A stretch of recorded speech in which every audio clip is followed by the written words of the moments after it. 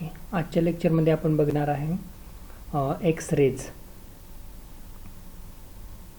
So X rays are discovered by scientist Roentgen. Okay, so Roentgen या सायंटिस्टनं 1895 या साली काय केलं, एक्स रेची डिस्कवरी केली. And for that he got a Nobel prize. Okay, highest research award in 1901. Okay, so एवढं importance आहे या डिस्कवरीचं की या डिस्कवरीला नोबेल प्राइज मिळालं. Okay, first Nobel prize. So आपण आज ह्याचे एक्सरे म्हणजे प्रॉपर्टीज आणि देन कसं तयार होतात वगैरे वगैरे पाहणार आहे. सो रॉन्टेंजेन काय करतो की experiment on cathode raise.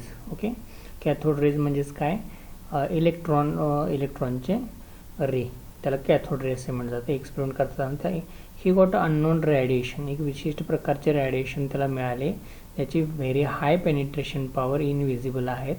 So unknown radiation आहे, तो त्यानं काय नाव दिलं, एक्स. जसं की आपण मॅथ्समध्ये एखादा अननोन नंबर असेल किंवा अननोन क्वांटिटी फाइंड करायची असेल तर आपण काय म्हणतो, suppose it is to be X. Similarly हे अननोन रेडिएशन असल्यामुळे त्यानं एक्स नाव दिलं आणि तेच नाव पुढं कंटिन्यू राहिलं.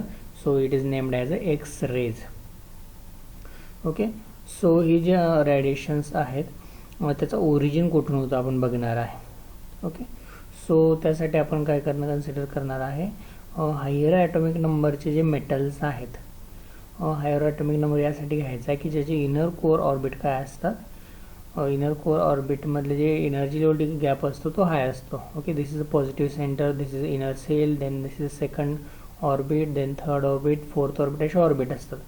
जे इनर ऑर्बिटमधले इलेक्ट्रॉन्स आहेत ते काय करतात, कॉन्ट्रीब्यूट करत नाहीत, कुणाबरोबरही रिॲक्शनमध्ये भाग घेत नाहीत, ते फिक्स असतात त्याच्या लोकेशनवर. ओके, सेकंड ऑर्बिटमध्ये 8 इलेक्ट्रॉन्स असतात. You know that all this thing, 2 8 18 वगैरे अशा प्रकारचं इलेक्ट्रॉनिक कॉन्फिगरेशन असते.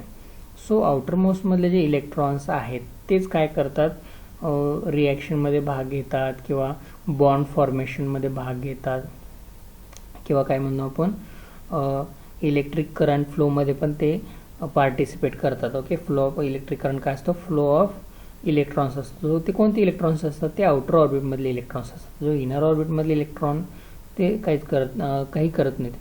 पण ज्यावेळी फास्ट मुव्हिंग इलेक्ट्रॉन्स म्हणजे त्याला आपण काय म्हणतो cathode ray, very very high स्पीडनं आत जातात, त्यावेळी ते काय करतात की इनर ऑर्बिटमधले इलेक्ट्रॉनला नॉकआउट करतील.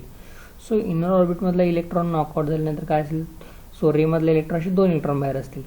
सो नॉकआउट झाले 2च्या ऐवजी काय असेल तर इनर ऑर्बिटमध्ये एकच इलेक्ट्रॉन असेल. सो आता ती व्हॅकन्सी फिल करण्यासाठी काय होतं की आउटर ऑर्बिटमधला एक इलेक्ट्रॉन खाली जम्प करेल. सो आउटर ऑर्बिटची एनर्जी जास्त आहे, इनर ऑर्बिटची कमी आहे. सो तिचं कॉम्पेन्सेशनसाठी काय होईल की तो एनर्जी इमिट करेल in the form of radiations, आणि ती रेडिएशन्स आहेत त्यांना काय म्हटलं जातं, रेज किंवा X rays. So this radiation कशा आहेत, very high energetic, penetration power is very high. ते आपण पुढे जाऊन प्रॉपर्टीमध्ये पाहणार आहे. सो यासाठी कशाची गरज आहे, फास्ट मुव्हिंग इलेक्ट्रॉन्सची, ज्यालाच काय म्हटलं जातं कॅथोड रे. कारण त्यावेळी काय झालं होतं की इलेक्ट्रॉनचे निगेटिव्ह चार्जचं रे आहे त्या इलेक्ट्रॉनचा डिस्कवरी झाली नव्हती. सो त्याला कॅथोड रे असं म्हणायचे. इलेक्ट्रॉन मूव्ह होतात, so that is known as a cathode ray, कारण त्यावेळी इलेक्ट्रॉनची डिस्कवरी झालेली नव्हती. सो नेक्स्ट आपण काय पाहणार आहे आता, त्याच्या प्रॉपर्टी किंवा प्रोडक्शन्स कसं होतं, एक्सरेचं जे प्रोडक्शन आहे ते कशा प्रकारे केलं जातं त्याचं आपण पाहणार आहे. Production of X rays.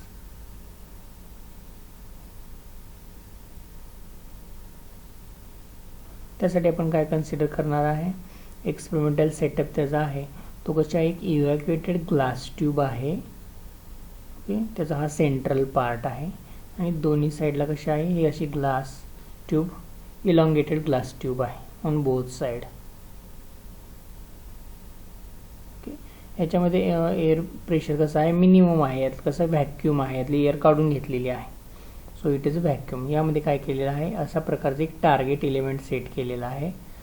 सो हा जो टार्गेट एलिमेंट आहे कसा आहे, हायर ॲटॉमिक नंबरचा मेटल आहे. फॉर एक्झाम्पल कॉपर आहे, कॉपर किंवा क्रोमियम, मोस्टली कॉपर यूज केलं जातं. ओके, सो तो आहे जो टार्गेट एलिमेंट म्हणून यूज केला आहे.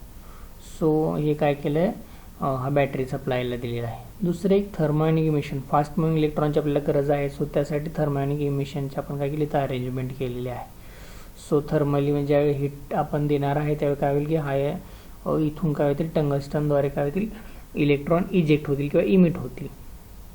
सो आपण काय केलं आहे टेम्परेचर इन्क्रीज करण्यासाठी देन पॉवर सप्लाय बॅटरीची इथं अरेंजमेंट केलेली आहे.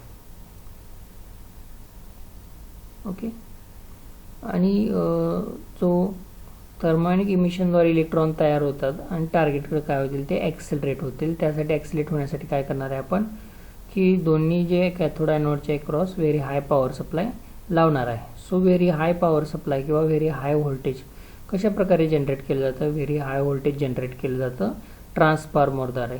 ओके. स्वतः आपल्याकडे अवेलेबल किती असते 240 व्होल्ट असते, 240 व्होल्ट असते होममध्ये किंवा बाहेरमध्ये 440 व्होल्ट असते. सो याचं इन्क्रीज करू शकतो आपण by using step up transformer. Okay. This is a symbol of transformer. त्यामध्ये जास्त कॉईल आणि कमी कॉईल दाखवल्यात. इट इज कसा आहे तो स्टेप अप ट्रान्सफॉर्मर. हा काय करतो की 440 व्होल्टचं कशामध्ये रूपांतर करतो very high voltage up to काय करतो हा step up transformer voltage increase करतो. Step up. ओके. व्होल्टेज वाढवतो. सो व्होल्टेज खूप जास्त वाढतं. सो ही दिस इज नोन ॲज ती ट्यूब आहे glass tube that is known as a Coolidge tube. Okay. Which is glass tube आणि evacuated आहे. इथून थर्मोनिक इमिशन इमिट होतील इलेक्ट्रॉन्स आणि काय होतील की इथे जो 45 डिग्रीमध्ये आपण काय केलं टार्गेट एलिमेंट सेट केलेला आहे त्याच्यावरती बंबार्ड होतील आणि तिथून काय होईल की फिनॉमिना ऑफ प्रोडक्शन होईल आणि इथून असे एक्सरे बाहेर पडतील. सो यांना काय म्हणणार आहे आपण X ray. So fast moving electron suddenly stop केल्यामुळे काय होतं टार्गेटनं तिथून काय होतं एक्सरे जनरेशन होतं. तो फिनॉमिना आपण अगोदर पाहिला की ते काय करतील इलेक्ट्रॉन नॉकआउट करतील सेंटर कोअरमधला वगैरे वगैरे. सो ते आपण पाहिलेलं आहे. सो हे फास्ट मूव्हिंग इलेक्ट्रॉन आहेत ते काय करतील टेम्परेचर वाढवतील कुणाचं टार्गेट एलिमेंटचं. सो इथं काय केलेलं आहे कुलिंग अरेंजमेंट केलेली आहे. ओके. सो कुलिंग अरेंजमेंटमध्ये काय असतं की कोल्ड वॉटर आहे त्याचं इनलेट असते आणि हॉट वॉटरचं आउटलेट असते. सो वरून काय होईल की कोल्ड वॉटर आतमध्ये येईल आणि खालून जे हीट झालेलं वॉटर आहे ते निघून जाईल. सो याला काय म्हणतात कुलिंग सिस्टीम. कुलिंग सिस्टम काय दिलं जाईल की टार्गेट जो आहे टार्गेट एलिमेंट तो कूल ठेवला जाईल. हे कुलिंग सिस्टम नसेल तर काय होईल की तो मेल्ट होऊन जाईल. आपल्याला मेल्ट करायचं नाही आपल्याला एक्सरे जनरेशन करायचं. सो कुलिंग सिस्टीमची आवश्यकता आहे इथं. सो फास्ट मूव्हिंग इलेक्ट्रॉन आणि टार्गेट एलिमेंट 45 डिग्रीमध्ये सेट केल्यामुळे काय की एका पर्टिक्युलर डायरेक्शन एक्सरे इमिट होतील. सो यासाठी व्हेरी हाय व्होल्टेज रिक्वायरमेंट आहे. सो स्टेप अप ट्रान्सफॉर्मर काय करतो की जर 440 व्होल्टचं 30,000 व्होल्टमध्ये 30K व्होल्ट एवढ्यामध्ये रूपांतर करतो. सो व्हेरी हाय व्होल्टेजमुळे काय होईल की इलेक्ट्रॉन आहेत ते काय होतील थर्मोनिकली इमिट होतील आणि टार्गेटकडे अट्रॅक्ट होतील. So this is about the production of X rays. अशा प्रकारे एक्सरे प्रोड्यूस केले जातात. Next is the properties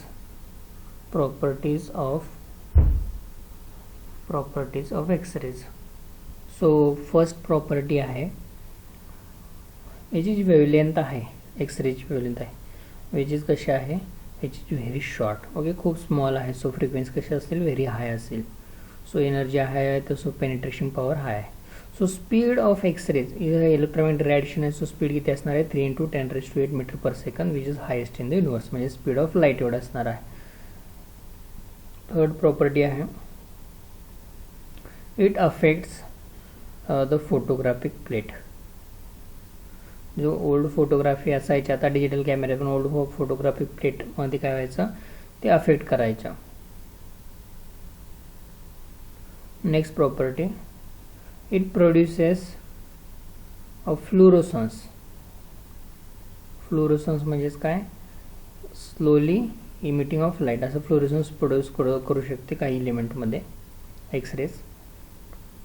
next properties it is electrically as well as magnetically neutral.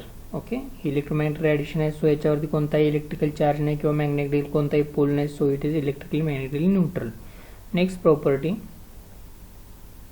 So penetration power of X ray is very high. Penetration power is very high. So काय करतील आपल्या स्किनमधून ते आरपार जाऊ शकतात आणि आपलं बोनचं पिक्चर काढू शकतात. सो फ्रॅक्चर आपण फाइंड आउट करू शकतो. नेक्स्ट प्रॉपर्टी आहे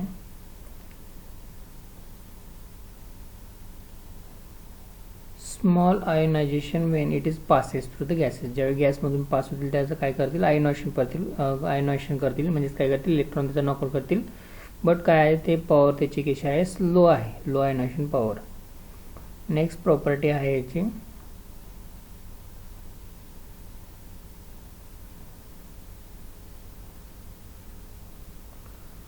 it produces photo electric effect. Okay, photo electric effect आपण अगोदर पाहिलेला आहे, हा प्रोड्यूस करू शकतो. फोटो इलेक्ट्रिक इफेक्ट म्हणजे काय करतो, रेडिएशन इमिट रेडिएशनद्वारे काय करतो, इलेक्ट्रॉन इजेक्ट केला जाऊ शकतो.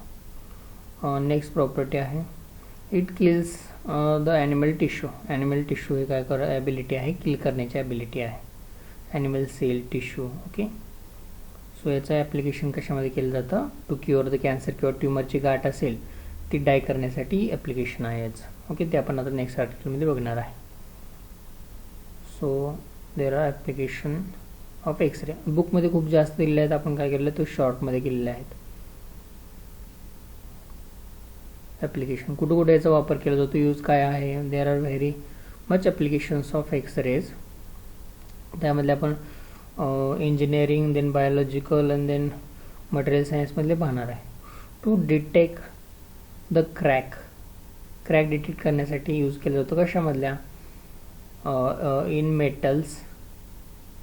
मेटल बॉडीमध्ये, देन वॉल्स, कन्स्ट्रक्शनमधल्या वॉल आहे त्याच्यामधल्या, किंवा जे जॉब्स बनवत जाते कंपनीमध्ये मेटलचे जॉब्स असतात त्याच्यामध्ये क्रॅक्स किंवा फॉल्स असतील ते फाइंड आउट करण्यासाठी ॲप्लिकेशन आहे एक्सरेचा यूज केला जातो. ओके, नेक्स्ट ॲप्लिकेशन आहे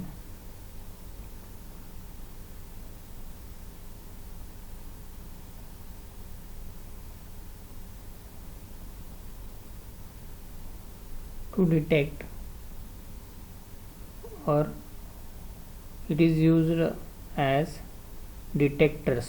ओके, जर डिटेक्टर्स आपण यूज केलं जातं त्यामध्ये यूज केलं जातं. फॉर एक्झाम्पल एअरपोर्टमध्ये असेल किंवा कोणत्या टेम्पलमध्ये असेल किंवा काही मॉलमध्ये पण असतं डिटेक्टर, त्याच्यामध्ये यूज केलं जातो की एखादा दुसरं काय ऑब्जेक्ट तुम्ही सोबत घेऊन चाललाय का हे अशासाठी ते यूज केलं जातं. नेक्स्ट आहे to find the bone fracture. Okay, याची पेंट्रेशन पॉवर हाय असल्यामुळे काय होतं की स्किनमधनं ते पास होतं आणि बोनमधून ते रिफ्लेक्ट होतात, सो हे बोनचं पिक्चर फाइंड आउट करण्यासाठी यूज केला जातो.